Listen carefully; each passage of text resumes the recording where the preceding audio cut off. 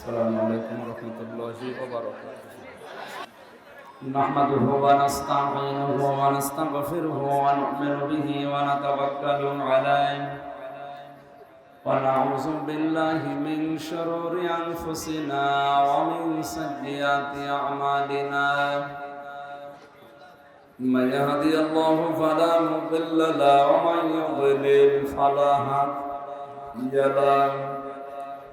ونشهد أن لا إله إلا الله وحده لا شريك له وأشهد أن محمدا عبده ورسوله الذي أرسله بالحق بشيرا ونذيرا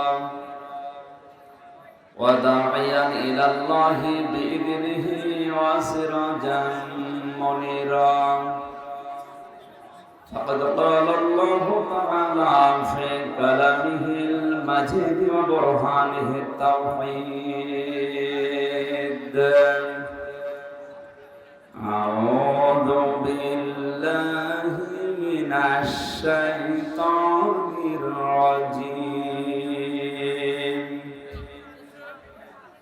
بسم الله الرحمن الرحيم.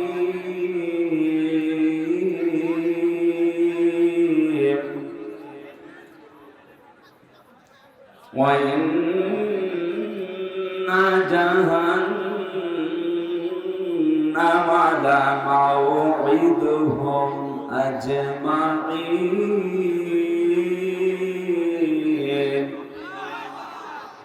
لها 7 أبواب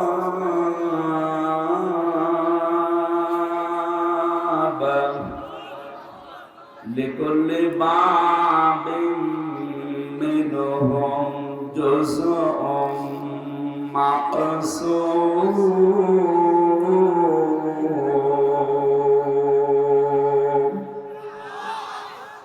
صدقت يا ربنا. عن أبي هريرة رضي الله تعالى عنه قال: قال النبي صلى الله عليه وسلم: من سلم المسلمون من لسانه ويده. رواه ابن ماجه. وقال تعالى في شان رسوله: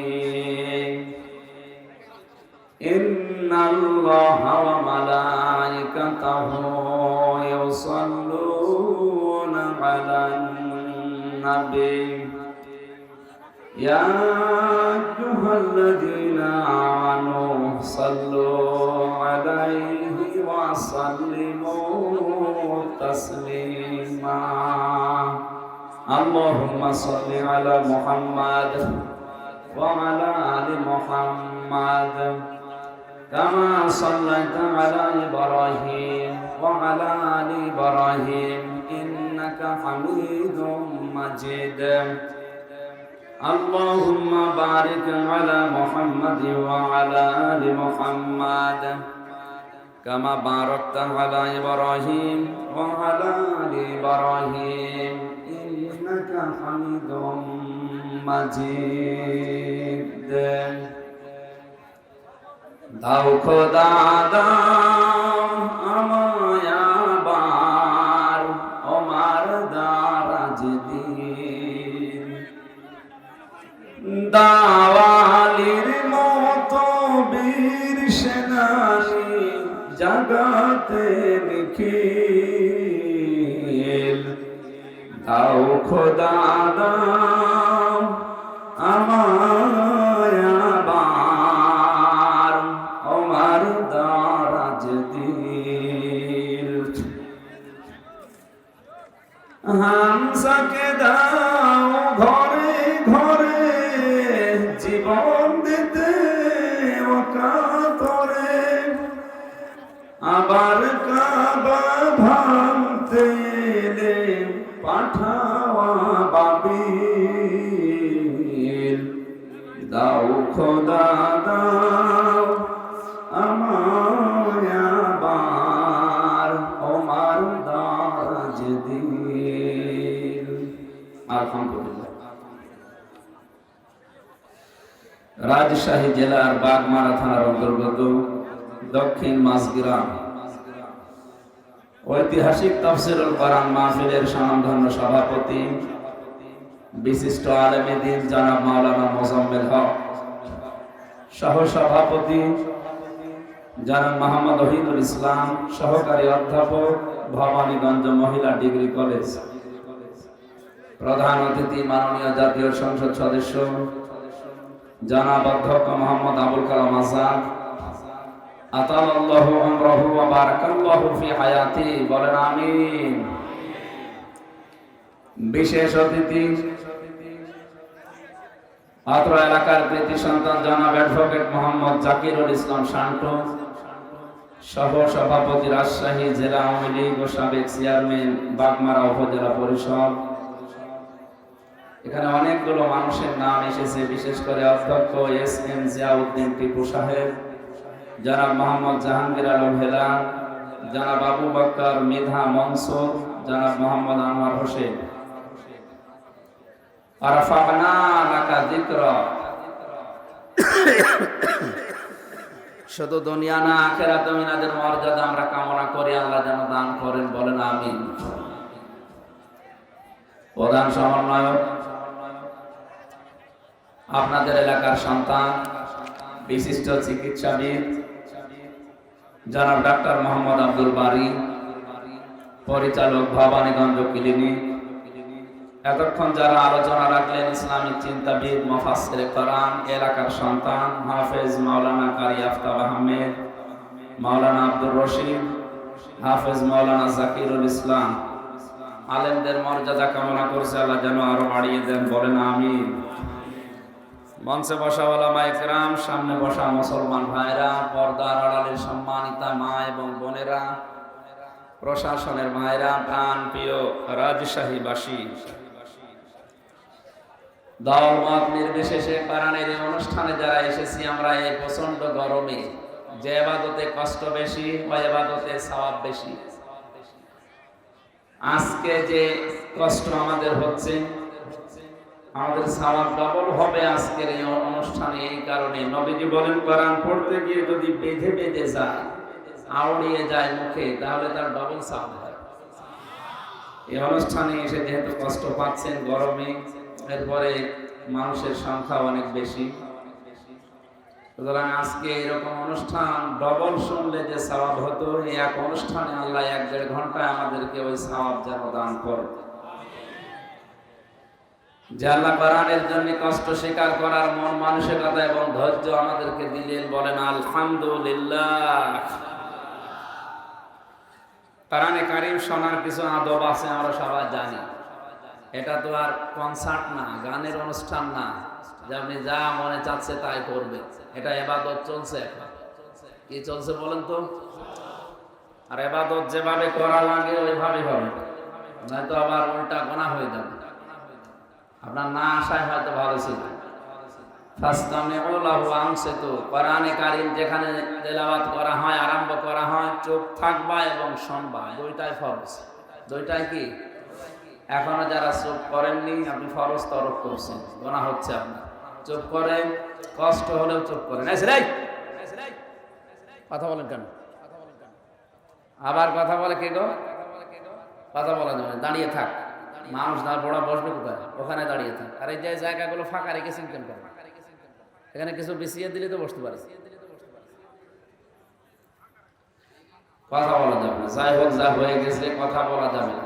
আমরা ইবাদতে যেহেতু প্রবেশ করে ফেলেছি, যেভাবে ইবাদত করেন আপনি, নামাজ পড়েন ইবাদত মনে করে, ওইভাবে 1 ঘন্টা পরিমাণে চুপ করে থাকেন, দিলের কান লাগিয়ে শুনবেন। আল্লাহ পাক বলেন ইন্না ফি যালিকা লাযিকরা লিমান কানা লাহু কলবুন আও আলকাস সামআ ওয়া হুয়া শাহীদ।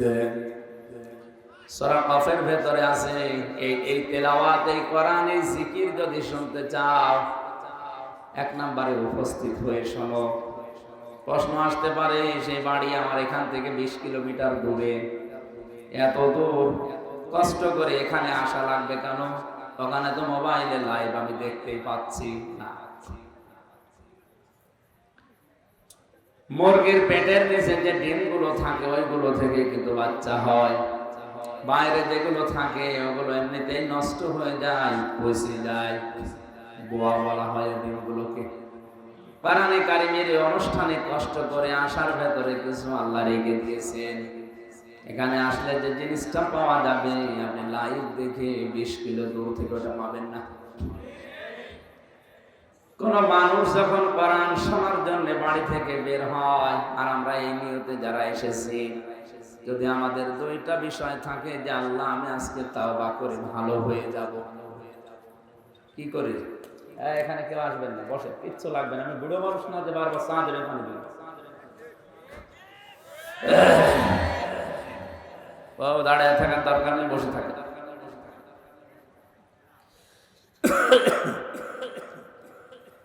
আসলে ভেতরে 3 বছর থাকার কারণে শরীরের কন্ডিশন খারাপ হয়ে গেছে। তাছাড়া তো আমার এমনিতে কোনো অসুবিধা ছিল না। কি খেয়েছি না খেয়েছি, এক ঘরের ভেতরে শরীরটা ভেঙে গেছে। এখন স্বাভাবিক হতে আরো সময় লাগবে। বের হওয়ার পরে ডাক্তার দেখিয়েছিলাম, মনে করেছিল আপনি 12 ঘন্টা করে ঘুমাবেন। 12 ঘন্টা, 12 মিনিট ঘুমাতে দেয় না মানুষ। কালকে ছিলাম সে বরিশাল মেহেন্দিগঞ্জ, মানে ভেতরে গৌরীপুর বলে এক এলাকায়। ওখান থেকে রাত 11:30টায় গাড়ি ছেড়ে দিনের বেলায় অনুষ্ঠান ছিল বাগমারা কেশরহাটের কোন এলাকায় যেন বাঙালি, ওখানে এসে আসরের নামাজ পড়েছি। সারাদিন সারা রাত গাড়িতে, এরপরে আবার এখানে। শরীর সাপোর্ট করলে আমার কিছু দরকার হবে না ইনশাল্লাহ। দোয়া করছি আপনাদের কাছে আল্লাহ যেন আমাকে সাপোর্ট করেন। রাজশাহী মাসে কোরআনে কারিমের প্রতি এই মহব্বত দেখে আমার একটা কথা মনে হচ্ছে, সূক্ষ্ম ষড়যন্ত্র গুলো এদেশে কোরআনের বিরুদ্ধে চলছে। আমি বিশ্বাস করি কিয়ামতের আগে দেশে এগুলো সফল হবে না। আল্লাহ যেন আমার এই বিশ্বাসকে সত্য পরিণত করেন, বলেন আমিন।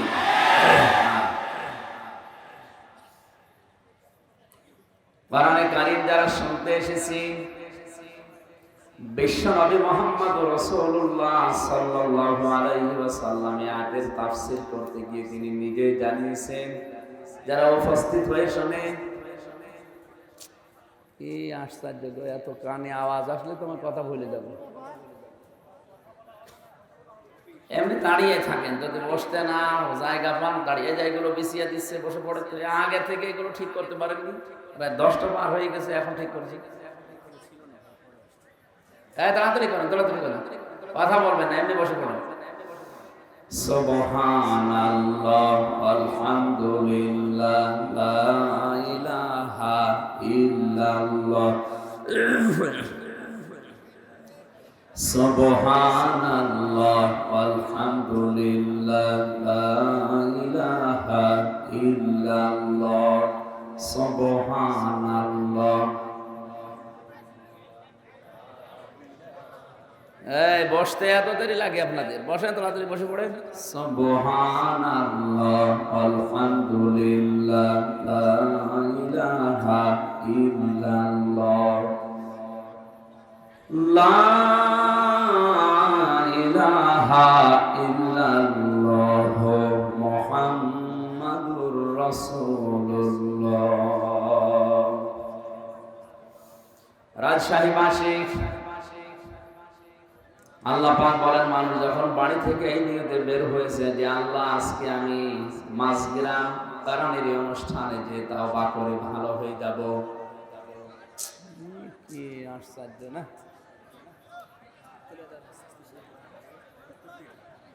বলতে তো থাকবো, ভুলে যাচ্ছি তো।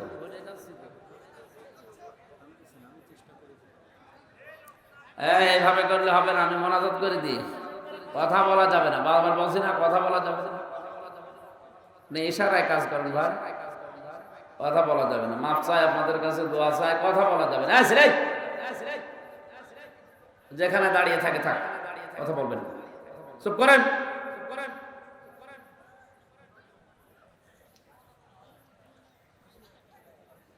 কোরআনে কারীম জানিয়েছে, ইল্লা মা তাবা ওয়া আমানা ওয়া আমিলা আমালান সালিহান ফাউলাইকা ইউবাদদিলুল্লাহু সাইয়্যাতিহিম হাসানাত ইলা আখিরি আয়াত।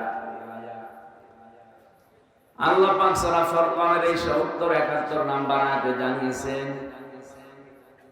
কোন মানুষ যদি এই নিয়ত করে বাড়ি থেকে আসে, আল্লাহ আমি আজকে তাওবা করে ভালো হয়ে যাব। এখানে আমার প্রশ্ন আলেমদের কাছে, তাওবা আর ইস্তেগফার এটা কিন্তু এক জিনিস না। এই দুইটার শব্দ অক্ষর আলাদা আলাদা।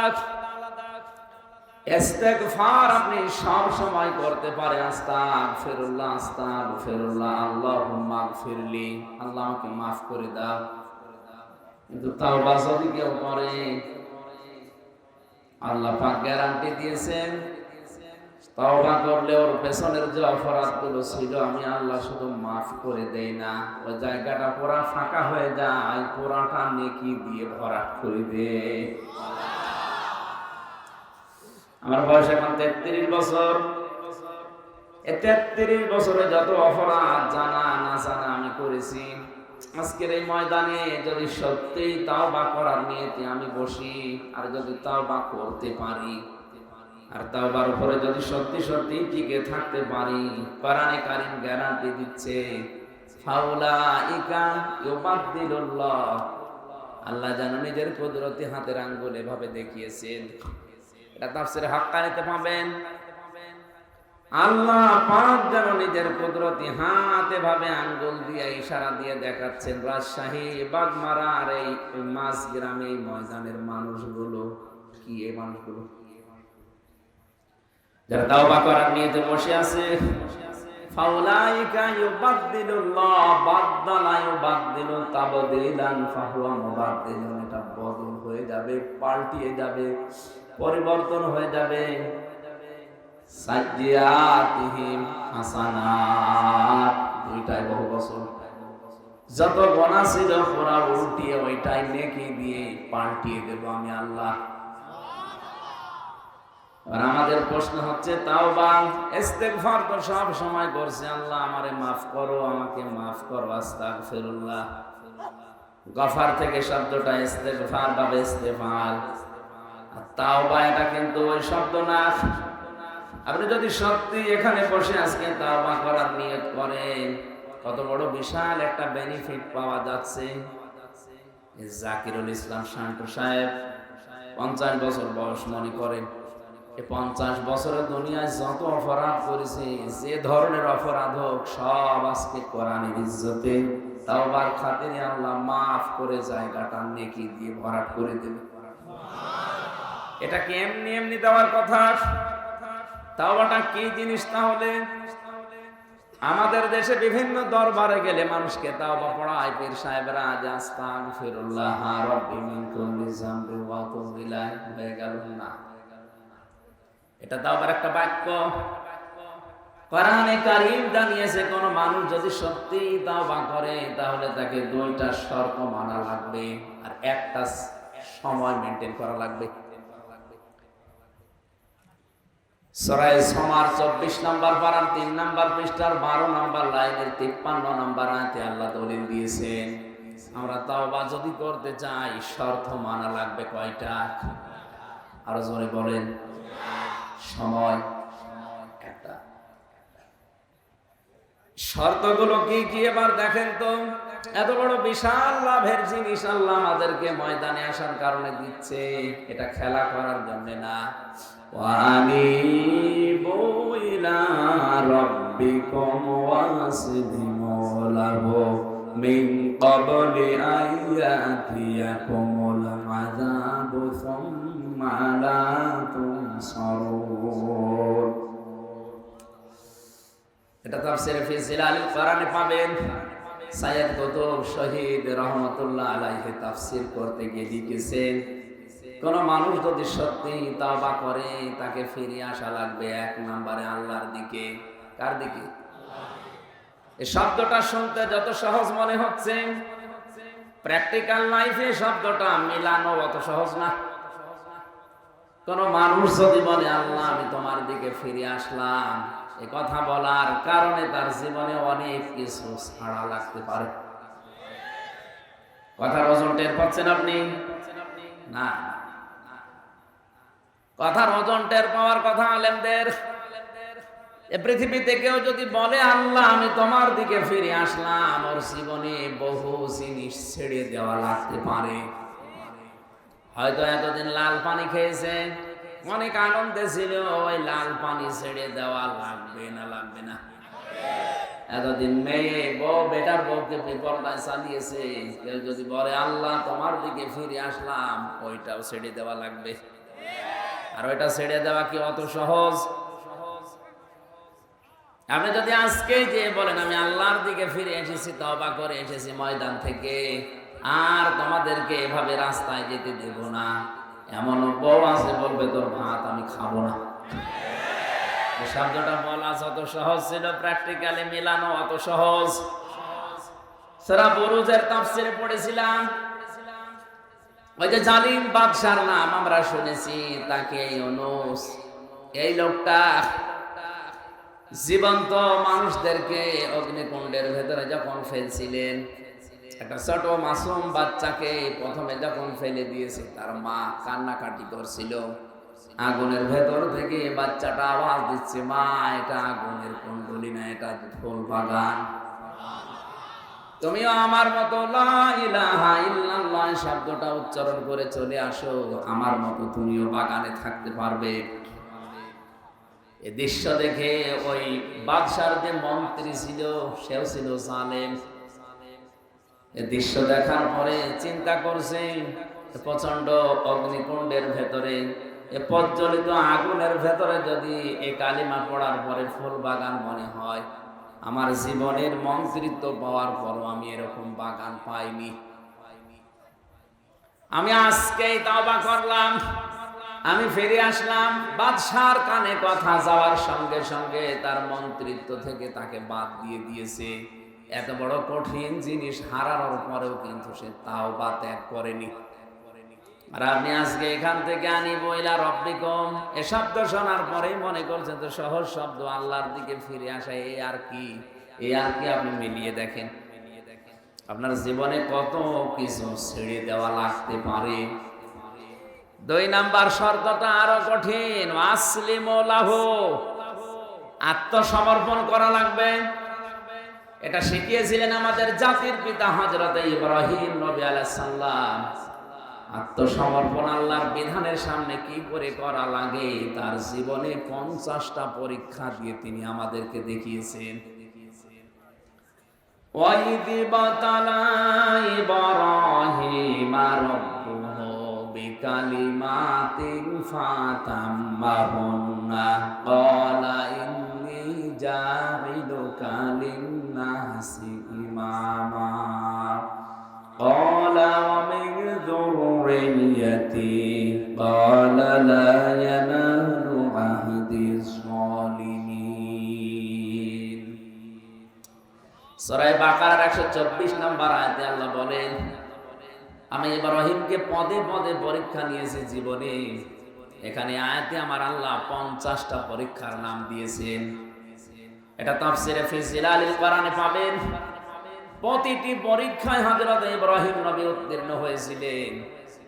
তার ঈমানের যে পরীক্ষা ছিল, ঈমানের পরীক্ষা ছিল 10টা, আমলের পরীক্ষা ছিল 30টা, তার খাসলাত বা অভ্যাসের পরীক্ষা ছিল 10টা।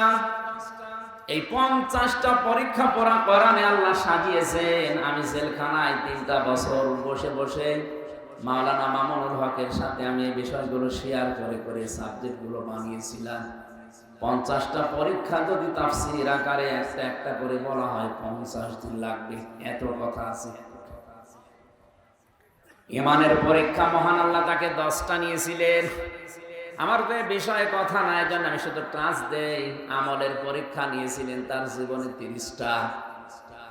সূরা আহজাবের 34, 35, 35 নাম্বার আয়াতে আল্লাহ বিষয়গুলো তুলে ধরেছেন। সূরা তাওবার 111 নাম্বার, 12 নাম্বার আয়াতে এগুলো আল্লাহ তুলে ধরেছেন। সূরা মুমিনুনের 1 থেকে 12 নাম্বার আয়াত পর্যন্ত আল্লাহ বিষয়গুলো তুলে ধরেছেন। 30টা পরীক্ষায় তিনি 30টাই পাস করেছিলেন। তার শরীরের ভেতরে স্বভাব সংক্রান্ত কিছু বিষয় আল্লাহ পরীক্ষা নিয়েছিলেন। 10টা পরীক্ষায় তিনি উত্তীর্ণ। এই 50টা পরীক্ষায় পাশ করার পরে আল্লাহ তাকে ঘোষণা দিয়ে জানিয়েছেন, তোমাকে আমি মানব জাতির জন্য নেতা ইমাম বানিয়ে দিলাম। হযরত ইব্রাহিম সঙ্গে সঙ্গে বলেছিলেন, আল্লাহ, নেতৃত্ব দেওয়ার এই গুণাবলী এটা কি শুধু আমি পেয়েছি, নাকি আমার সন্তান আদি দুনিয়ায় যারা আসবে তারাও এটা পাবে, যে তারাও নেতৃত্ব দিতে পারবে? ভালো করে শুনবে। আমার সন্তান আদি যারা আছে তারা কি নেতৃত্ব দিতে পারবে মানব জাতিকে? আল্লাহ পাক সঙ্গে সঙ্গে জবাব দিয়েছিলেন,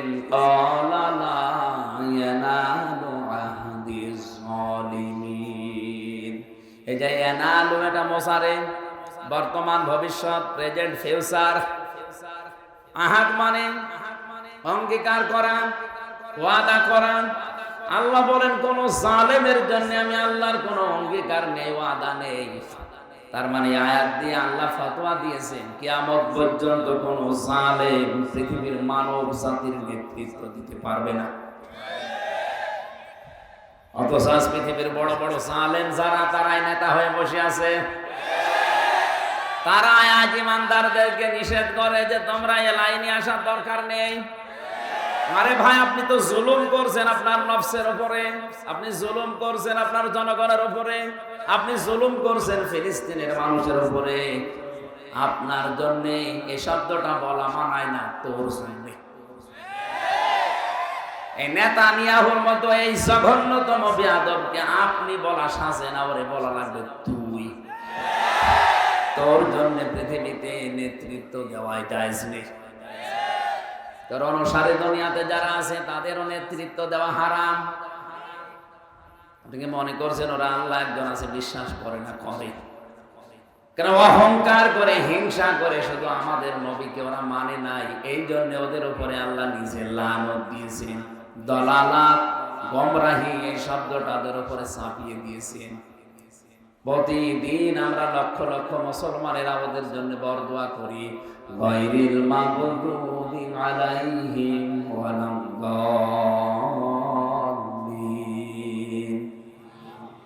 এই শব্দটা বলা হয় 17 ওয়াক্ত নামাজ, 17 রাকাত নামাজ যদি কেউ ফরজ নামাজও পড়ে প্রতিদিন, সুন্নত নফল মুস্তাহাব নাও পড়ে, শুধু ফরজ নামাজ পড়ে, তাও 17 বার এই বরদোয়া আপনি ইহুদি খ্রিস্টানদের উপরে দিতে আসেন 5 ওয়াক্ত নামাজে। আর যদি নফল সুন্নত পড়েন, ওয়াজিব পড়েন, তাহলে কয়েকশো বার আপনার মুখ দিয়ে আল্লাহ একটা কথাই বের করে নিচ্ছে, বলো যে তোমাদের উপরে আল্লাহর লানত, গজব, তোমরা গোমরাহ। কিয়ামত পর্যন্ত ইহুদিদের উপরে আল্লাহর লানত, আল্লাহর গজব।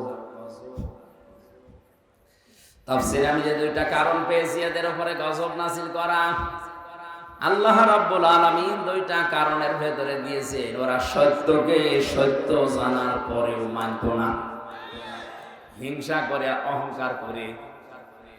ওদের তাওরাতে, ওদের ইনজিলে লেখা ছিল আমাদের নবী মুহাম্মদুর রাসূলুল্লাহ শেষ নবী, সর্বশ্রেষ্ঠ নবী। কিন্তু নিজেদের ধর্মে, ইহুদি ধর্মে, খ্রিস্টান ধর্মে মুহাম্মদ আসে নাই। এই কারণে তারা জানার পর অহংকার করে, হিংসা করে মানত না।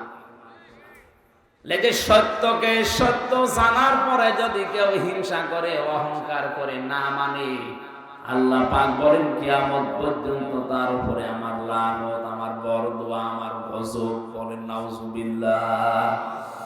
এই আয়াত পড়ার পরে মনে হচ্ছে এটা শুধু এখন আর ইহুদি খ্রিস্টানদের উপরে নেই, এটা আমাদের উপরেও এখন চাপতেছে। কারণ এখানে হাজারো মুসলমান সত্যকে সত্য জানার পরও আজ অনেকে মানতে চায় না, হিংসা করে আর অহংকার করে। ও কিন্তু জানে যে কুষ্টিয়া থেকে আমির হামজা এসেছে, ওর বাবার কথা বলবে না, কথা বললে কোরআন দিয়েই বলবে, দলিল দিয়েই কথা বলে। এরপরও হিংসা করে মানে না, না এ তো আমার দলের মুরিদ না, এ তো আমার দলের লোক না। যে হিংসা করে, অহংকার করে মানে না, এগুলো এক প্রকার ইহুদি খ্রিস্টানদের মতো। রাজশাহী বিভাগে নেই, হ্যাঁ? আমি আসলিমর ব্যাখ্যায় ছিলাম। জাতির পিতা ইব্রাহিম আলাইহিস সালাম আসলিমও করেছিলেন যেভাবে, উম্মতি মুহাম্মদি আমরা যারা দাবি করছি যে তাওবা করে ভালো হয়ে যাব, আমরা যদি তার মতো আসলিমও করতে পারি। গাছের মাথায় বসে কোড়াল দিয়ে কাঠ কাটছিলেন। আল্লাহ পাক বলেন আসলিম ইয়া ইব্রাহিম, হে ইব্রাহিম আত্মসমর্পণ করো। গাছের মাথায় বসে প্রশ্ন করেছিলেন কিভাবে, বলেন ওখান থেকে খাতনা করো। ওই যে ইব্রাহিম নবীর স্বভাব সংক্রান্ত যে 10টা বিষয় বলেছিলাম, পরীক্ষা নিয়েছিলেন আল্লাহ, তার ভেতরে খাতনা করা একটা। এটা ইব্রাহিম নবীর সুন্নাহ।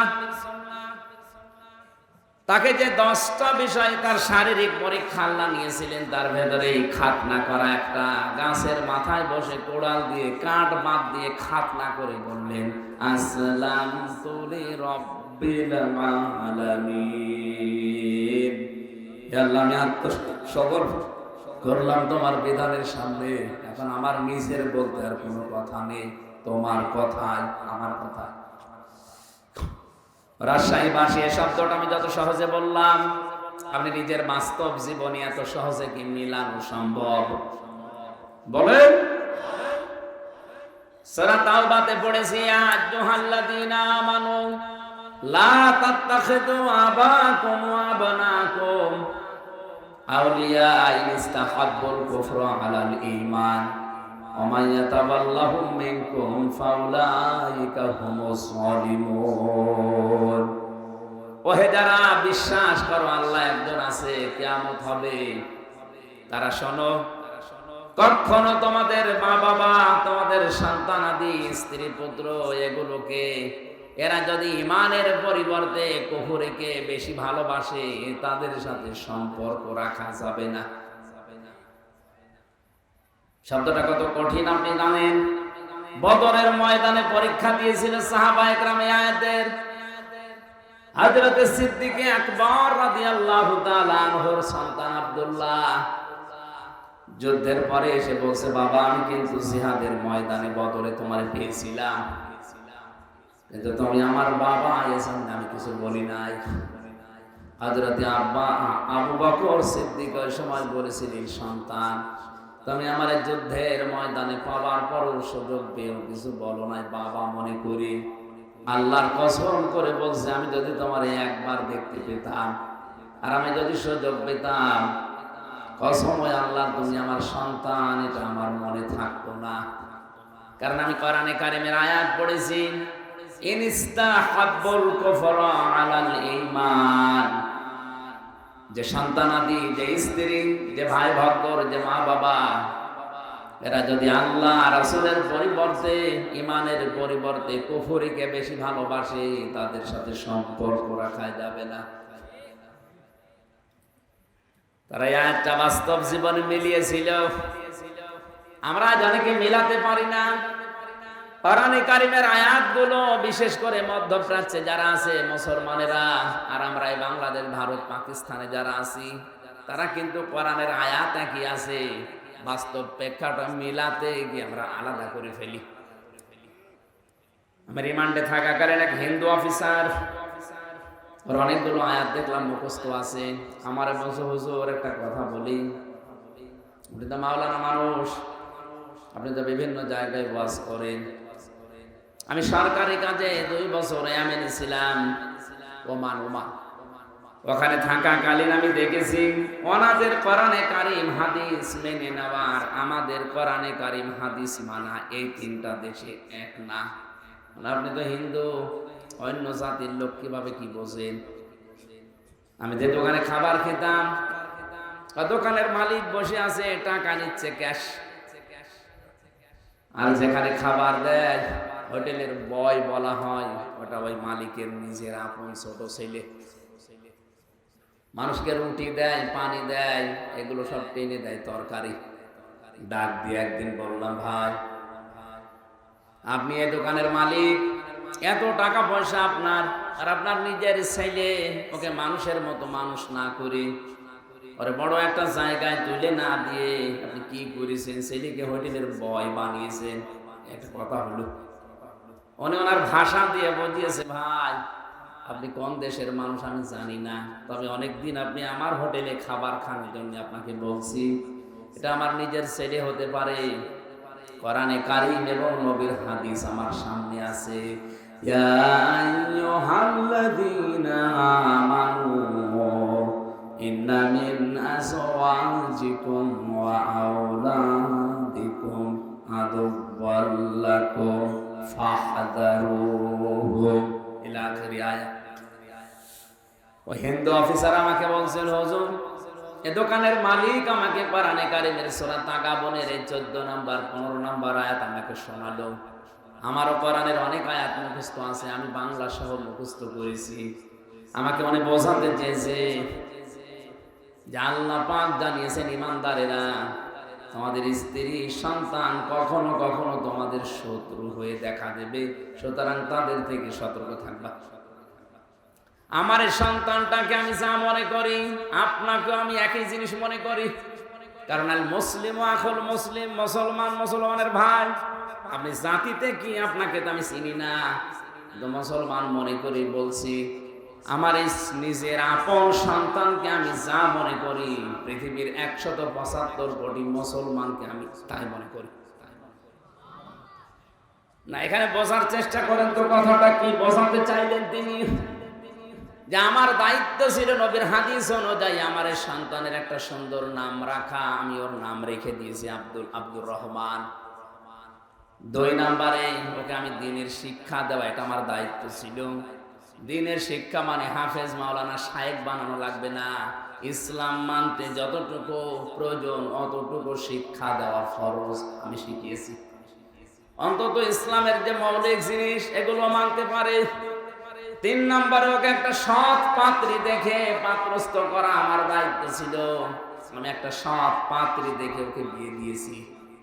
4 নম্বরে ওকে একটা হালাল কর্মজীবন তৈরি করে দেওয়া আমার দায়িত্ব ছিল, আমি দিয়েছি আমার সামর্থ্য অনুযায়ী।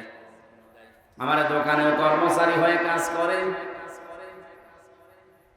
মনে করেন 20,000 টাকা বেতন পায়, এটা দিয়ে ওর সংসার হালাল ভাবে ভালোভাবে ওর স্ত্রী নিয়ে চলছে, কোনো অসুবিধা নেই। আমি তো আর ওর জন্য 5 লাখ 10 লাখ 20 লাখ টাকা খরচ করে হারাম কোনো কাজে সুপারিশ করে একটা চেয়ারে বসিয়ে দিতে পারি না। কথাটার ওজন কত আপনি টের পাচ্ছেন? আজ বাংলার 1734 জন মানুষ দায়িত্বে আছে।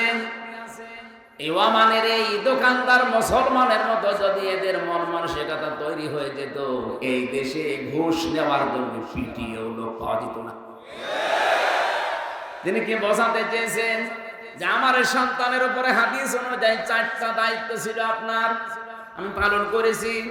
আমি কোরআনের আয়াত সামনে রেখেছি, যেহেতু আমার শত্রু, ওর থেকে সতর্ক থাকা লাগবে। ওকে এমন জায়গায় আমি তুলে দিতে পারি না যে জায়গায় যে ও যেখানে বসার যোগ্যতা রাখে না। আমি টাকা পয়সা ঘুষ দিয়ে প্রভাব প্রতিপত্তি খাটিয়ে ওই চেয়ারে ওরে বসিয়ে দিলাম, ওইটার কারণে ওই চেয়ারে বসে ও আরো হাজারো অন্যায় করবে। আপনি বলেন তো এই নিয়মটা বাংলাদেশে এখন কেউ মানছে? এই জন্য ওনাদের কোরআনে কারিমের আয়াতগুলো মানা আর আমাদের দেশের মানুষের কোরআনের আয়াত মানা একই আয়াত, কিন্তু মেনে নেওয়ার সিস্টেমটা এক না। আজ আমরা এই মন মানসিকতা নিয়ে যদি তৈরি হতে পারতাম যে ঈমান এবং আল্লাহর পরিবর্তে যারা কুফরিকে, শিরককে, বেদাতকে বেশি ভালো মনে করে, ও আমার সন্তান হলো আমার শত্রু, ও আমার স্ত্রী হলো আমার শত্রু, ওর থেকে আমার সতর্ক থাকা লাগবে। হ্যাঁ, ওর প্রতি আমার যে দায়িত্বগুলো আছে জায়েজ পর্যায়ে আমি জীবন থাকতে পালন করে যাব। ওকে আমার দ্বীনের শিক্ষা দেওয়ার দরকার ছিল, আমি শিক্ষা দিয়ে দিয়েছি। আজকে দুপুর বেলা যেখানে মাহফিল ছিল আমি বলেছিলাম, এদেশে বাংলাদেশে একজনের 4টা ছেলে, সব হায়ার এডুকেটেড, সব উচ্চ শিক্ষিত, আর 2টা মেয়ে। 6 ভাই বোন মিলে বাবার সম্পদগুলো নিজেদের নামে লিখে দিয়ে 95 বছর বয়সী এই বৃদ্ধকে পাঠিয়ে দিয়েছে রাস্তায়। যায় অনেকে শোনার পরে একটু আফসোস করলো, দেখলাম বলছেন নাউজুবিল্লাহ। কেন আপনি নাউজুবিল্লাহ বলবেন? এ দোষ কি শুধুমাত্র ওই 6 ছেলে মেয়ের? ওই মুরব্বীর দোষ নেই? ওর যে 4টা দায়িত্ব ছিল একটাও পালন করে নাই। ছেলে মেয়েদের নাম রাখার ক্ষেত্রেও ও এমন এমন নাম রেখেছে, নামের ভেতরে প্রভাব আছে। নাম রেখে দেয় ডেঞ্জার। ডেঞ্জার মানে কি? অত বড় হয় ভয়ঙ্করী হবে।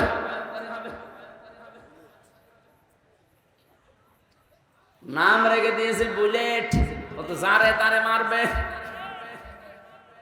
নামের একটা প্রভাব আছে। তা আমি একটা সুন্দর নাম, আমার দায়িত্ব ছিল বাবা হিসাবে, মা হিসাবে আমি রেখে দিয়েছি। ওকে দিনের শিক্ষা দেওয়ার দরকার, আমি দিয়েছি। ওই বাবাটাকে এমনি আজ 95 বছর বয়সে রাস্তায় ছেড়ে দেয়নি। হয়তো কিছুদিন পরে রাস্তায় মরে যাবে, কুকুরে শ্রীগালি টেনে পড়ে থাকবে, টেনে টেনে খাবে। আমার তো ঘটনা দেখার পরে ফেসবুকে এতই মনে হচ্ছে যে বাংলাদেশে আজ অনেকের কপালে এটা অপেক্ষা করছে। এই লোকটা তার 6টা ছেলে মেয়েকে অনার্স মাস্টার্স করিয়েছে, কিন্তু বাবা কি, আল্লাহর পরে বাবার স্থান এটা এই সন্তানেরা জানে না। এমন শিক্ষা ব্যবস্থায় শিক্ষিত করেছে, যদি ওরে আপনি প্রথমে 3 বছর কোরআন শেখাতেন এই 6টা ছেলে মেয়েকে, দুনিয়া একদিকে চলে গেলে ওই 95 বছর বয়সী বৃদ্ধ বাবাকে রাস্তায় ছেড়ে দিত না। আমাদের শিক্ষা ব্যবস্থায় যে সিস্টেমগুলো এখন অনেকাংশে নেই, আমরা নিজেরা মুসলিম হিসাবে সচেতন হয়ে, আমি গ্যারান্টি দিচ্ছি আপনাকে, কোরআন সামনে নিয়ে ছেলে মেয়ে হোক 3টা বছর তাকে কোরআনে কারিমের শিক্ষা পায় রাখে।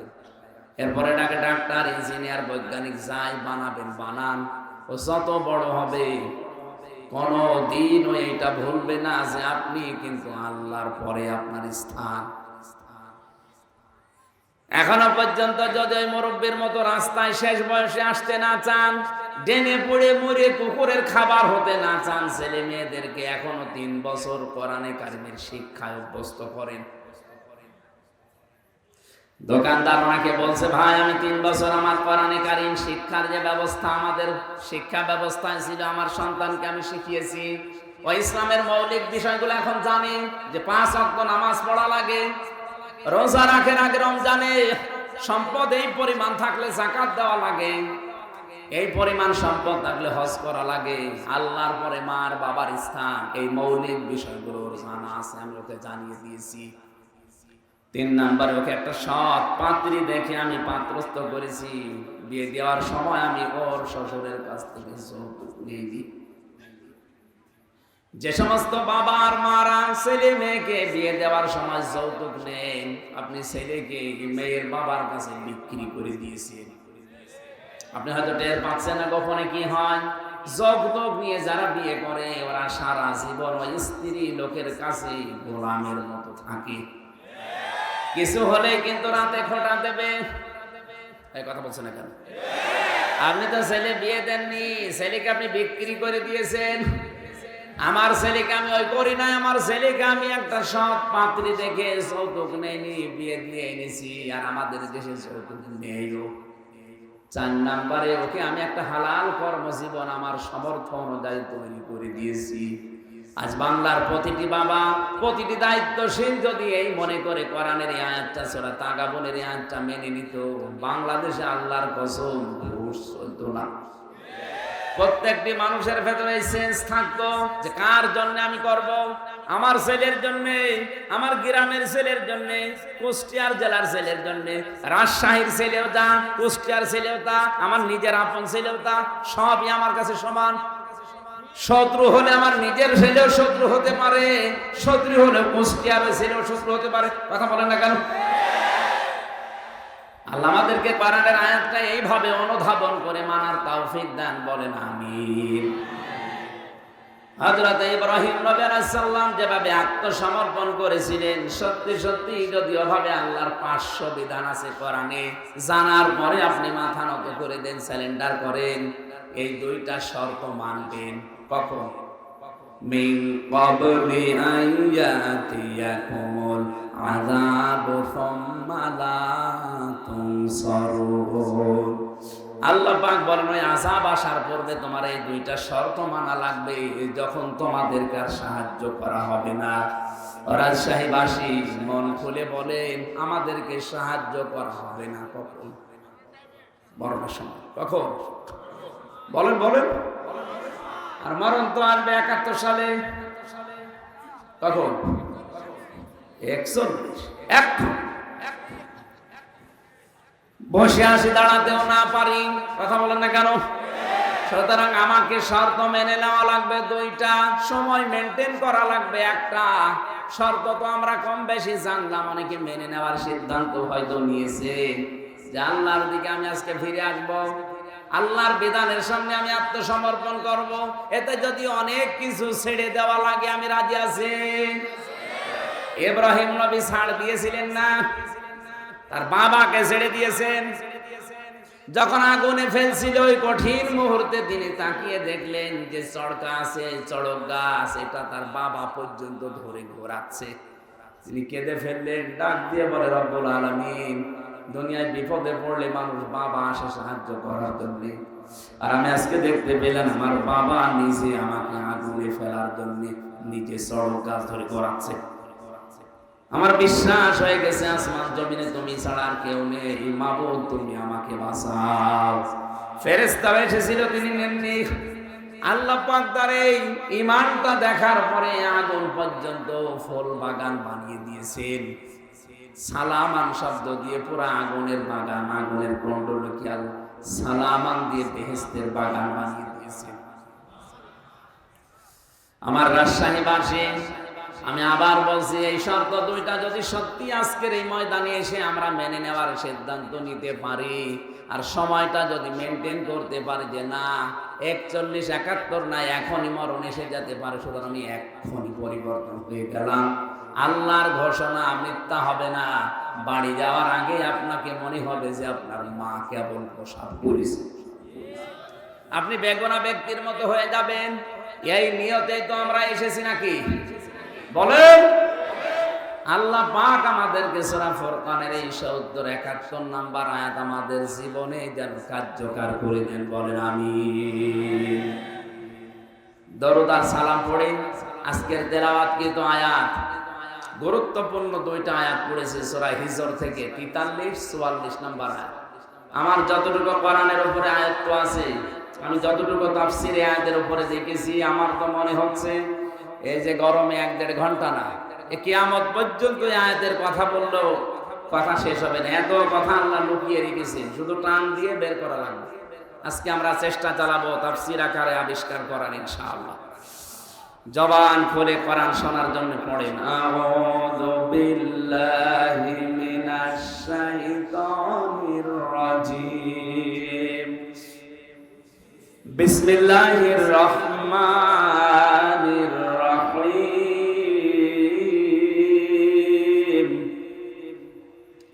ওয়া ইন্না জাহান্নামা লামাউইদুহুম আজমাইন। লাহা সাবআতু আবওয়াব লিকুল্লি বাবিন মিনহুম জুজউম মাকসুম।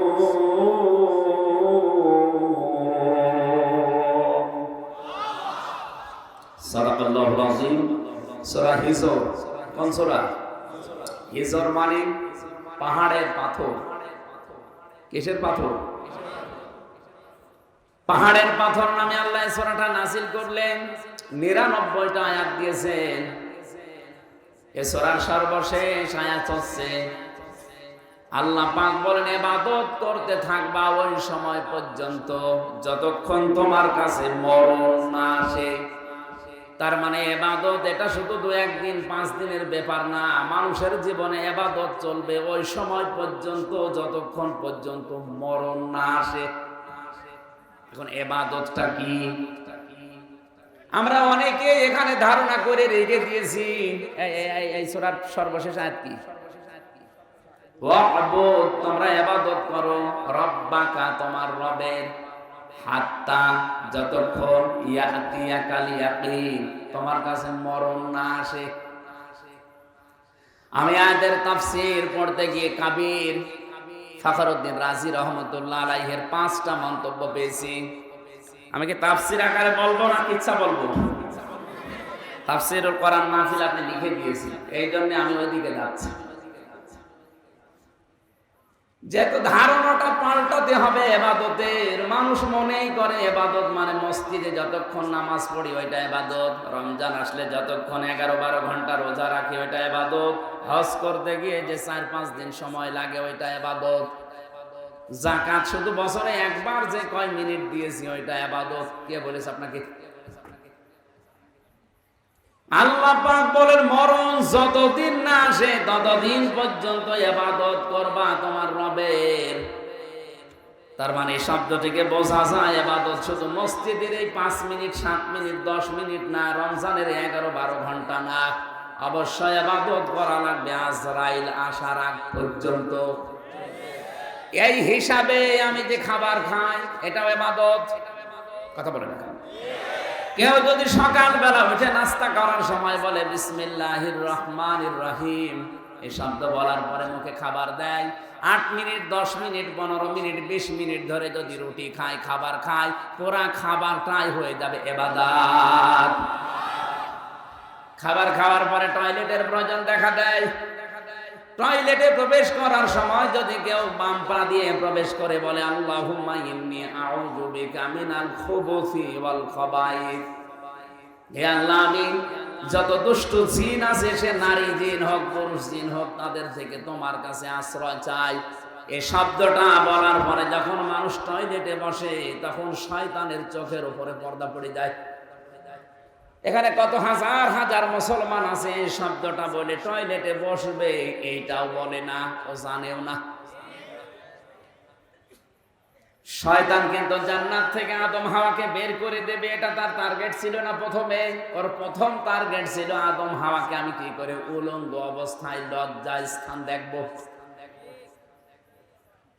এই জন্য শব্দটাকে নবীজি আমাদের শিখিয়েছেন, শয়তান যেন তোমাদের লজ্জা স্থান থেকে আনন্দ করতে না পারে। আজ যারা নিজেদের শরীরকে উন্মুক্ত করে গোপন অঙ্গগুলো মানুষকে দেখি আনন্দ পায়, বুঝবেন ওইটার ভেতরে আর শয়তানের ভেতরে কোনো পার্থক্য নেই। আমরা বাংলাদেশেও একটা বিশ্বে বেশে একটা প্রাণী দেখি, কুকুর, 1-1.5 হাত লেজ, কথা বলে না কেন? অথচ লেজটা পুরো উল্টো করে দেখিয়ে মানুষকে বলে যা দেখবি দেখ। ও কিন্তু ঢেকে রাখলে রাখতে পারে, এ কথা বলছে না? ও ঢেকে রাখলে রাখতে পারে, লজ্জা স্থান উন্মুক্ত করে মানুষকে দেখে আরো আনন্দ পাচ্ছে। আজ যারা নিজেদের গোপন অঙ্গকে, যে সমস্ত বিষয়গুলো ঢেকে রাখা দরকার ছিল, এগুলো যারা জনগণকে দেখিয়ে উন্মুক্ত করে আরো আনন্দ উল্লাস করে, বুঝবেন এইটা আর কুকুর সমান।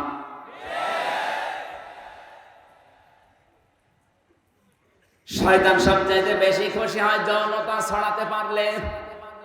ও যখন দেখে মানুষ উলঙ্গ অর্ধ উলঙ্গ হয়ে রাস্তাঘাটে আসে, শয়তান তখন তাকে জাল হিসাবে ব্যবহার করে। তাহলে যে সমস্ত মহিলারা বেপরদায় রাস্তায় আসে, বুঝবেন ওটা মহিলা না, ওইটা শয়তানের জাল। এর রাজশাহী নেই।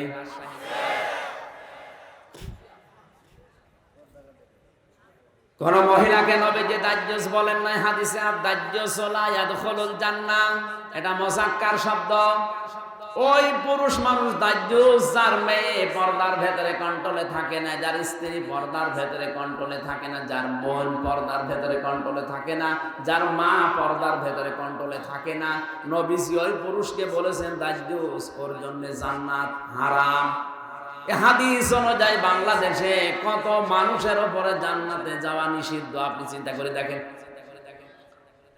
আজকে থেকে আমলটা আমরা ইবাদতটা আরম্ভ করব। টয়লেটে যদি 8 মিনিট 10 মিনিট আপনি সময় ব্যয় করেন, এই দোয়াটা পড়ে বসার সঙ্গে সঙ্গে ইবাদত আরম্ভ হয়ে যায়। বলেন ওইটাও আবার ইবাদত? হ্যাঁ, ওইটাও ইবাদত। ওখান থেকে যখন ডান পা দিয়ে আপনি বের হয়ে বলেন গফরানাক, কি বলেন? কেন বলেন বলেন তো? এই কথাগুলো ভালো করে বলেন। কেন আপনি 8-10 মিনিট 15 মিনিট টয়লেটে বসে থাকার পরে ডান পা দিয়ে বের হওয়ার সময় গফরানাকা বলেন? আল্লাহকে বলতে চান, মাবুদ আমি এই 10 মিনিট পর্যন্ত তোমার জিকিরের, তোমার তাওবার, তোমার ক্ষমার বাইরে ছিলাম, আমি পড়তে পারি নাই। এই জন্য বের হওয়ার পরে আমি তোমার কাছে বলছি, গফরানাক, আমাকে আগে মাফ করে দাও। আলহামদুলিল্লাহিল্লাযী, সব প্রশংসায় তোমার। আযহাবা আন্নিল আযা ওয়া আফানি, প্রশংসা এই জন্য করছি যে তুমি আমার পেট থেকে গান্ধা জিনিসগুলো বের করে দিয়ে, এই কষ্টদায়ক বিষয়গুলো বের করে দিয়ে তুমি আমাকে নিরাপত্তা দিলে, স্বস্তি দিলে, শান্তি দিলে। এই শব্দটা শুধু বলা না, বাস্তবে যদি আমার আল্লাহ সত্যি এটা বন্ধ করে দিত, টয়লেট যদি কারো বন্ধ হয়ে যায়, প্রসাব যদি বন্ধ হয়ে যায়, ডাক্তার আছে, আমারও কয়েকদিন আগে চট্টগ্রামে থাকাকালীন বন্ধ হয়ে গিয়েছিল প্রসাব। ডাক্তারকে দেখানোর পরে আমারে বলছে 12,000 টাকা খরচ হবে এটা আবার চালু করার জন্য।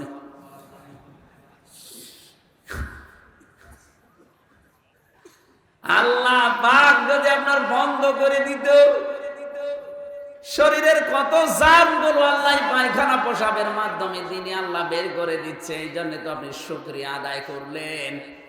এই যে যতক্ষণ থাকলেন পুরা 10 মিনিট আপনার ইবাদত হিসাবে গণ্য হয়ে গেছে। বলেন সুবহানাল্লাহ। এবার আমার আসল কথা এখানে খেয়াল করেন।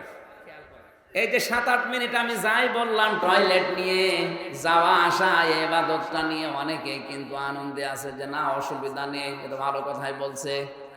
আরে ভাই 8-10 মিনিট টয়লেটে থাকা যদি ইবাদত হয়, বিশ্বনবী যে 10 বছর কোরআন দিয়ে রাষ্ট্র চালালেন, এটা ইবাদত না? এটা শুনলে আপনার গায়ে জ্বালা করে। তাহলে আমি কি খালি টয়লেটের ওয়াজ করব? টয়লেটের আদব কায়দা এই কথাগুলো শুনলে খুব ভালো লাগছে। হুজুর আরো বলেন 10 মিনিট ধরে। 10 মিনিটে যদি আপনি এত আনন্দ পান, 10 বছরে আপনার আনন্দ আরো বেশি পাওয়া দরকার। ওই আনন্দটা আমরা দুনিয়ার বিষয় মনে করে ছেড়ে দিয়েছি। এই জন্য আজ তামাম দুনিয়ার মুসলমানেরা জুলুমের শিকার। কথা কত দূর গেল আপনি মনে হয় টের পাননি? টের পেয়েছেন? সুতরাং ইবাদত শুধু টয়লেট না, ইবাদত শুধু প্রসাব পায়খানা না, ইবাদত এই পৃথিবীকে কোরআন দিয়ে চালানো ইবাদত। যতদিন আজরাইল না আসে এই দায়িত্ব আমাকে পালন করতেই হবে, পালন করাই লাগবে। এই সূরার মূল কথা, শেষের কথা এইটাই ছিল। যেই যাবেন বলবে এদিকে আয়, কেন আসলি হোতামাই, এ জায়গায় কেন আসলি? এটা তো খারাপ জায়গা, আল্লাহ জ্বালিয়েছে আগুন। তুই দুনিয়ায় থাকতে কথাগুলো শুনিস নাই? কাল্লা লায়ুম বাজান্না ফিল হুতামা ওমা আদরাকা মাল হুতামা। আপনি জবাব দিতে পারবেন না, এজন্য জবাব আমি এখন দিয়ে দেই। আন্দাজে কারো সামনে পেছনে বদনাম করবেন না, উল্টা পাল্টা ধারণা কারো উপরে করবেন না। ধারণা করা এটা যে কত বড় মারাত্মক অপরাধ। ইমাম মালিক রহমতুল্লাহ আলাইহির জামানার একটা কাহিনী আমি তাফসিরে পেয়েছি। একটা মহিলা মারা গেছে, তাকে ধোয়ানোর জন্য পাশের বাড়ির এক মহিলা এসেছে লাশ ধোয়াবে। ভালো করে শিক্ষা নেওয়ার জন্য শুনবেন। টয়লেট পরিষ্কার করিয়েছে, হঠাৎ এই রানের উপরে যে হাত দিয়েছে, হাত গেছে আটকে, আর ছড়ে না। বহু চেষ্টা করছে, কয়েক ঘন্টা ধরে হাত ছড়ছে না। এলাকায় যিনি ইমাম সাহেব ছিলেন তিনি ফতোয়া দিলেন, এক কাজ করেন, এই জীবিত মহিলার তো হাত কাটা যাবে না, এই মরা মহিলার চামড়া কেটে ওখান থেকে বাদ দিয়ে দেন। মৃত মহিলার স্বামী আর সন্তান বলছে না, আমার স্ত্রীও ভালো, আমার মাও ভালো, মারা গেছে সে নেককার মহিলা, তার লাশ কেটে এখন বাদ দিয়ে দেবেন চামড়া, আমরা মানি না। দরকার হয় যদি বেশি প্রয়োজন হয় ওই মহিলার হাত কেটে বাদ দিয়ে দেন। ওই মহিলার স্বামী বলছে না, আমার স্ত্রী নেককার, আমার মন মতো। আমি এখানে একটা প্রশ্ন করছি, আমি স্বামী সহ যত স্বামী বসে আছে, কোরআন আমার সামনে আছে, 100 ভাগ আল্লাহকে সাক্ষী রেখে গ্যারান্টি দিতে পারবেন যে আপনার স্ত্রী আপনার কাছে 100 ভাগ মন মতো? হাত তোলেন তো একজন দেখি, আন্দাজ হাত তুললে কিন্তু আমি ক্যামেরা দিয়ে জিজ্ঞাসা করি। সম্মানিত মা বোন, আমি হাসির খোরাকে দেয় না, থামেন। এত বড় বড় নেতা এখানে বসে আছে, কই হাত তোলা সাহস পাচ্ছেন না জাকির ভাই? তো বলতে পারছে না যে আমার বউ আমার কাছে 100 ভাগ মন মতো, আমিও পারছি না। আমি ভয়তে হাত তুলি, কারণ রেকর্ড হচ্ছে, ম্যাডাম আমার বাড়ি বসে দেখছে না। সম্মানিত মা বোনেরা যারা বসে আছেন, কারা জানি না বিভিন্ন মহিলা প্যান্ডেলে, আর এটা তো মহিলা প্যান্ডেলে 10,000 20,000 মহিলা না, তাম পৃথিবী এখন লাইভ চলছে। এটা লক্ষ লক্ষ মহিলারা এখন এর সামনে বসে আছে। এখানে যদি 50,000 মানুষ থাকে, একটা বুড়ো মানুষ হাত তুলিস, ও আজ বাদে কাল কবরে যাওয়ার কথা। ও বললেই কি আর না বললেই কি, এতগুলো মানুষ আমরা কেউ যেই বলেছে আল্লাহর দিকে সাক্ষী রেখে বলেন, কেউ আর হাত তুলতে সাহস পাচ্ছে না। তার মানে জান্নাতে যাওয়া মহিলা এখন কম না বেশি? ওই একটার বউ শুধু যাবে।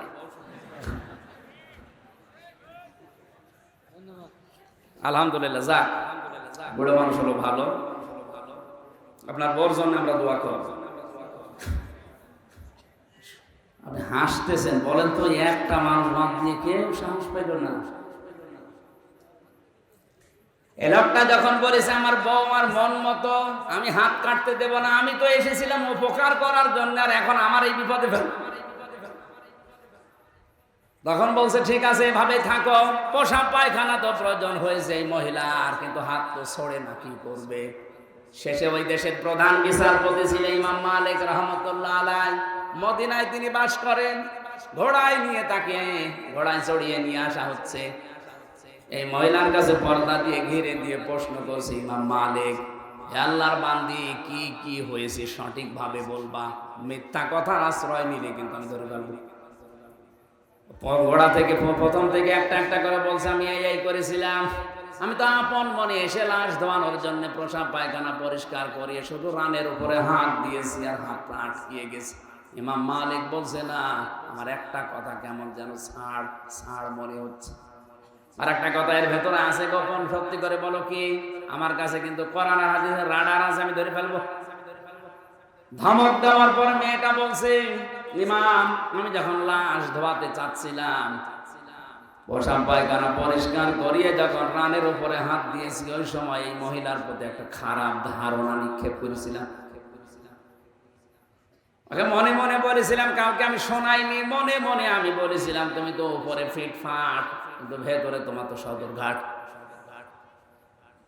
কারণ হচ্ছে এই তোমার বাড়িতে আমি একটা পুরুষ মানুষকে একদিন প্রবেশ করতে দেখেছিলাম, পরবর্তীতে জানতে পারলাম ওইটা আসলেই ওর আপন নিজের বড় ভাইয়ের ছেলে।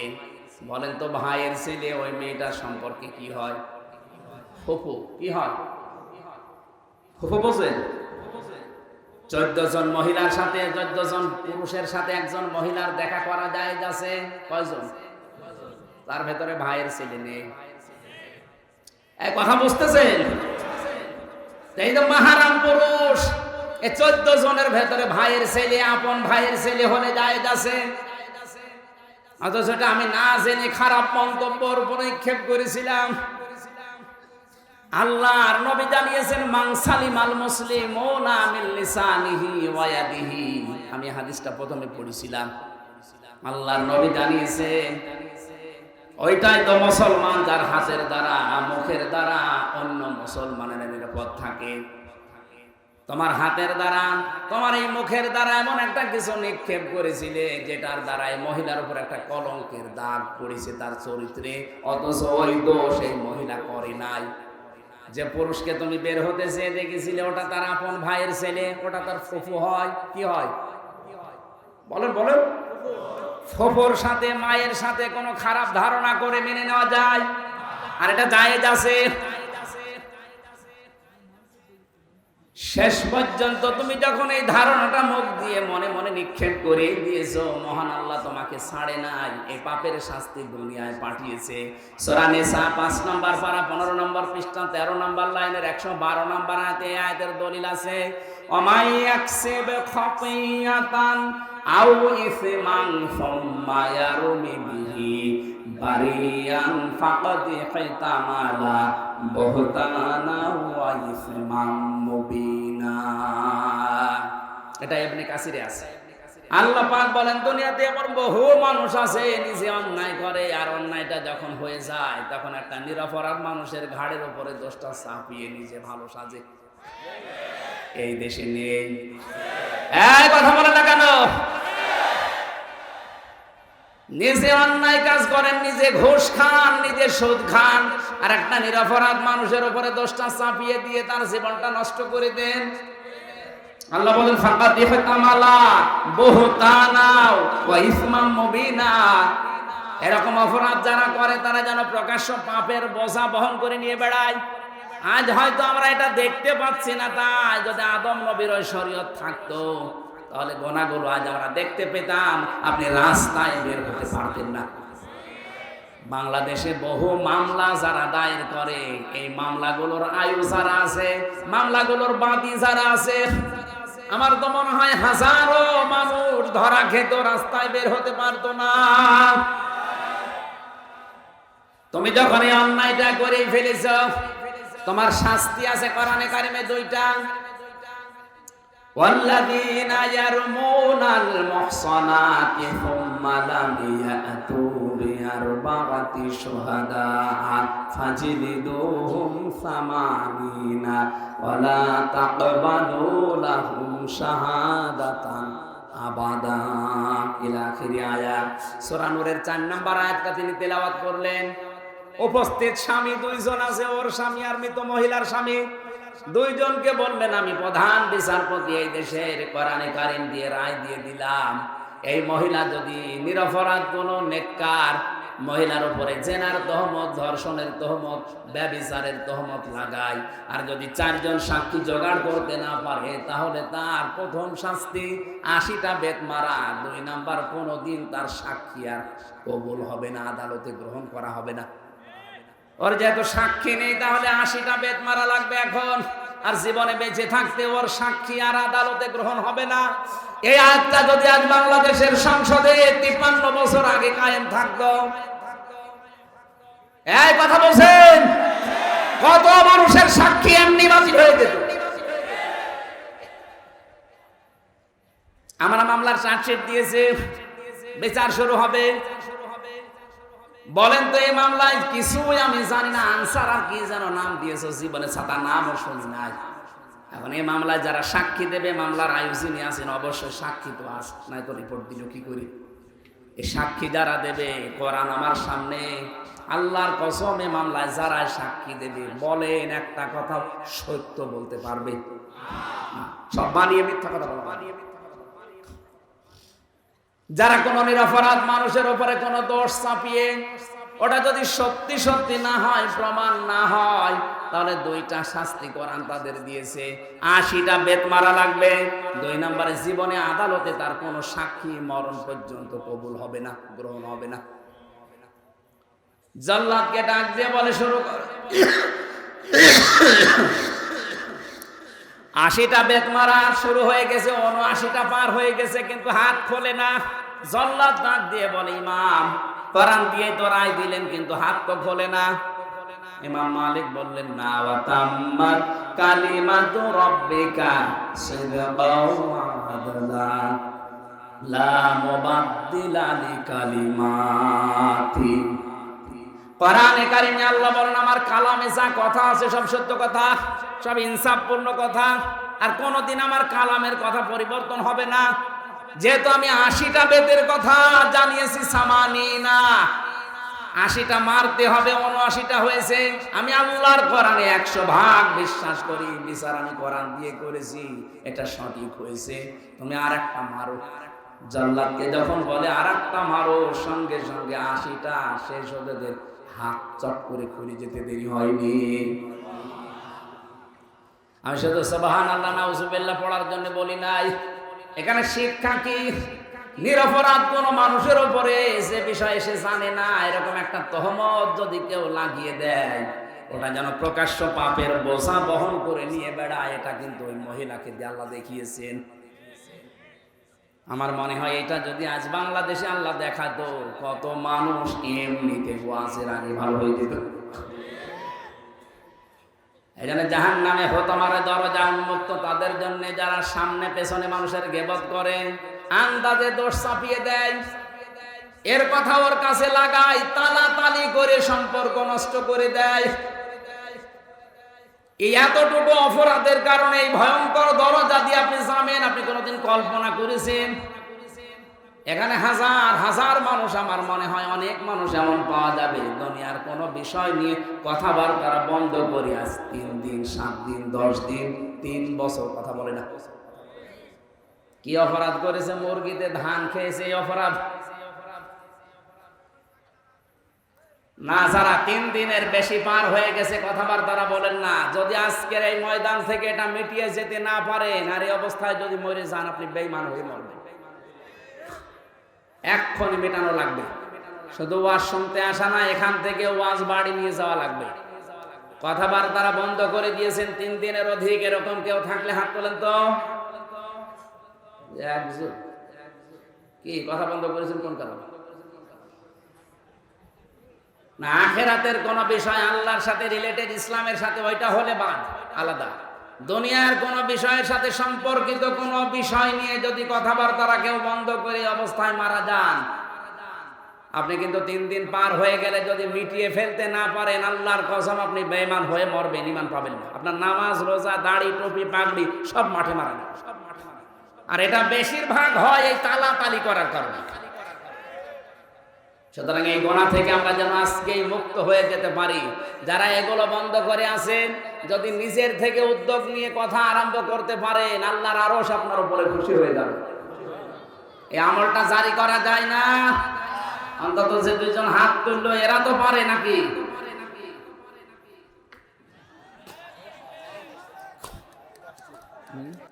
লা ইলাহা ইল্লাল্লাহ, লা ইলাহা ইল্লাল্লাহু মুহাম্মাদুর রাসূলুল্লাহ। সম্মানিত ভাইরা, গরমে যে অবস্থা, আপনারা বসে আছেন, ধন্যবাদ আপনাদেরকে। এখন প্রায় রাত 12টা বেজে যাচ্ছে, তাহাজ্জুদের সময় হয়ে যাচ্ছে। আর 7টা যে বিষয় ছিল এর ভেতরে একটা একটা বলতে গেলে ফসল হয়ে যাবে। আমরা যতটুকু শুনেছি, এই গোনা থেকে অন্তত আমরা যেন আজকে নিজেকে মুক্ত রাখতে পারি। 2 নম্বর অপরাধ হচ্ছে আয়াতের পরে আল্লাযী জামা মালা ওয়া আদ্দাদা, যারা মাল সম্পদ জমা করে আর বারবার হিসাব করে, ইয়াহসাবু আন্না মালাহু আখলাদা, ও মনে করে চিরস্থায়ীভাবে আমার কাছে থাকবে। এই সমস্ত অপরাধী মানুষগুলো হোতমা নামক দরজা দিয়ে প্রবেশ করবে আল্লাহর চালানো আগুনের ভেতরে। আল্লাহ আমাদের হেফাজত করুন, আমিন। আমি পারিবারিক জীবনে দাম্পত্য কলহ এবং তার সমাধান নিয়ে জেলখানায় বসে 2টা বই লিখেছিলাম। বিশেষ করে যে এইটা পুরুষের জন্য একটা, মহিলার জন্য একটা। পরিবারে কেন অশান্তি হয় এবং এটা মেটানোর 17টা পদ্ধতি আছে। এটা অ্যাপ্লাই করবেন আপনার মেয়েকে, আপনার বউকে, আপনার বোনকে, মাকে দিয়ে। এটা অবশ্যই নিয়ে যাবেন গাড়িতে বা স্টেজে আছে, এটা মোনাজাতের পরে নিয়ে ওদেরকে উপহার দেবেন, আমিন। আজকে কালকে আসর থেকে মাগরিব পর্যন্ত 7 প্রকার মানুষকে আল্লাহ ঘৃণা করেন, 27 প্রকার মানুষকে ঘৃণা করেন। আমি সামারাইজ করে 7 প্রকার বানিয়েছি কোরআন দিয়ে। এটা কালকে রাজশাহী বাগমারাতে বলা হবে। কোন জায়গায় জানো? বানিয়া নরদাস। ওখানে আসর থেকে মাগরিব পর্যন্ত আগামীকাল এই 27 প্রকার মানুষের ভেতরে 7 প্রকারের কথা বলবো। আল্লাহ যাদেরকে ঘৃণা করেন ওই জায়গায় কথা হবে ইনশাআল্লাহ। আগামীতে নভেম্বর, ডিসেম্বর বা জানুয়ারি, ফেব্রুয়ারিতে এখানে যে কামিল মাদ্রাসা আছে না, ওই জায়গায় ফেব্রুয়ারিতে একটা ডেটের কথা চলছে। আর এই যে আমার মহাসিন ভাই নাকি আবু বকর, কি জানো নাম, আবু বকর মেধা ভাইয়ের একটা দাওয়াত নেওয়ার কথা চলছে। ওনারটা হয়তো এই তাহেরপুর পৌরসভার পাশে, কোথায় জানো। আমরা আলাদা আলাদা সাবজেক্টের উপরে কথা বলবো ইনশাআল্লাহ। সামনে আসবো, আমরা হেদায়েতমূলক কথা বলার চেষ্টা চালাবো। আমরা ডেট আছে কিন্তু যেখানে সেখানে তো যাওয়া। জাকির ইসলাম ভাই, শান্ত ভাই আমার নগদ 5,000 টাকায় মাহফিলে দিয়েছেন, আল্লাহ যেন কবুল করেন। জাকির ভাইকে আমি অনেক দিন থেকে, প্রায় সেই 14-15 সাল থেকে পরিচয় আমার সাথে। আল্লাহ তাকে ইসলামের জন্য কবুল করুন, আল্লাহুম্মা আমিন। রব্বানা যালামনা আনফুসানা ওয়া ইন লাম তাগফির লানা ওয়া তারহামনা লানাকুনান্না মিনাল খাসিরিন। এই মোনাজাতটা বসে করেন, বসেন মোনাজাতের পরে। গরম তো আমি জানছি, বসেন, কষ্ট হচ্ছে আমি জানছি। মোনাজাতের পরে বইটা নিয়ে আপনার স্ত্রীকে আর স্ত্রীরা স্বামীকে দেবে। আমাদের প্রধান অতিথি এমপি সাহেব দোয়া চেয়েছেন, আমরা মোনাজাত করছি। বসেন ভাই, বসেন। রব্বানা লা তুযিগ কুলুবানা বা'দা ইয হাদাইতানা ওয়া হাব লানা মিন লাদুনকা রাহমাতান ইন্নাকা আনতাল ওয়াহ্হাব। রব্বুল আলামিন রাজশাহী জেলার বাগমারা থানার অন্তর্গত মাঝগ্রাম, দক্ষিণ মাঝগ্রাম এলাকাবাসী কর্তৃক আয়োজিত তাফসীরুল কোরআন মাহফিলে হাজার হাজার বান্দা বান্দি একত্রিত হয়ে আমরা চাতক পাখির মতো তোমার কোরআনে কারীম থেকে কথা শুনছিলাম। যতটুকুই শুনেছি আমাদের প্র্যাকটিক্যাল লাইফে আমল করার তৌফিক দাও। সওয়াবগুলো নবীজির রওজায় পৌঁছিয়ে দাও। দুনিয়ার মাটির নিচে যারা ঘুমিয়ে আছে তাদেরকে ক্ষমা করে দাও। মাহফিলের সম্মানিত সভাপতি বিশিষ্ট আলেমে দ্বীন তোমার বান্দা মাওলানা মোসাম্মেল হককে কবুল করো। প্রধান অতিথি জনাব আবুল কালাম আজাদ সাহেবকে মঞ্জুর করে নাও। জনগণের যে বিশাল দায়িত্ব তার মাথার উপরে, 3.5 থেকে 4 লাখ মানুষের মাথার উপরে দায়িত্ব তার। এই মানুষগুলোর দায়িত্ব ওমরের মতো পালন করার তৌফিক দাও। এত ধোলা উঠছে মানুষের। আল্লাহ তাআলা ডাক্তার আব্দুল বারী যে খেদমতে আছে জনগণের ক্লিনিকের মাধ্যমে, এটা তার ইবাদত হিসাবে মঞ্জুর করে নাও। আমার জাকিরুল ইসলাম শান্টু ভাই সহ জনাব ওহিদুল ইসলাম সহ নাম না জানা যত মানুষ এখানে আমিন আমিন করছে, আমাদেরকে খালি হাতে ফেরত না দিয়ে হাতটা ভরে দাও। সম্মানিত মা বোনদেরকে তুমি ফাতেমার মতো, আয়েশার মতো বানাও। এই মাহফিল যাদের মাধ্যমে এসেছি, হাফেজ আব্দুর রশিদ সহ, আফতা মাহমুদ সহ নাম না জানা যত আলেম এখানে বসে আছে, আলেমদেরকে আলেম হিসাবে তুমি কবুল করো। আগামীতে এই মাহফিলটা কোরআনের জন্য বিশাল আকারে মঞ্জুর করে নাও। কখনকার মরণ আসে আমরা জানি না, একবার হলেও যেন তোমার ওই কালামটা পড়তে পারি, লা ইলাহা ইল্লাল্লাহু মুহাম্মাদুর রাসূলুল্লাহ।